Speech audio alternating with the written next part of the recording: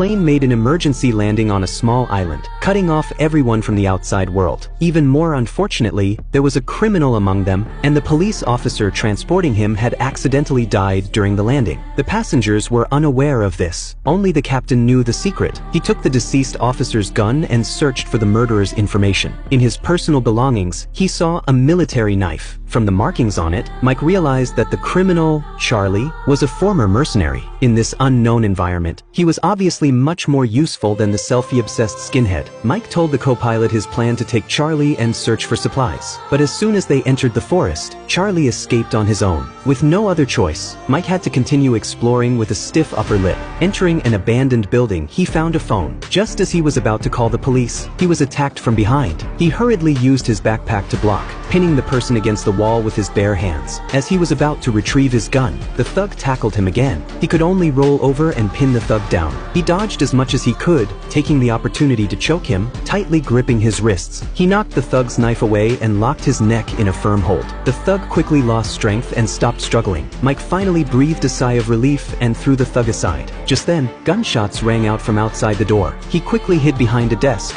warily observing his surroundings. The footsteps were getting closer, seeming to have discovered him. Just as he was about to rush out, he realized it was actually Charlie who had come. He cautiously raised his hands, not knowing what the armed criminal's goal was. But Charlie took out a bottle of water and told him to adjust his state. To escape the island, they needed to cooperate. Mike, a former Air Force enlistee, was handed a rifle by Charlie, who told Mike that he had ambushed several thugs and taken their weapons. This place was obviously just a stronghold. It was unknown how many thugs were on the island. After some exploration, Mike found a camera. He picked up a passport and looked at the video in the camera. That's when he discovered they weren't ordinary gangsters, but a group of terrorists. They specialized in kidnapping tourists to make videos and extort ransom from various governments. Mike realized the situation was dire. The emergency landing of the plane was sure to attract their attention. He hurriedly started the thug's car, picked up Charlie, and rushed back to camp. Hearing the sound of the car, the passengers thought it was the rescue Mike had found and all cheered as they ran out to meet them. The co-pilot was about to stop them, but it was too late.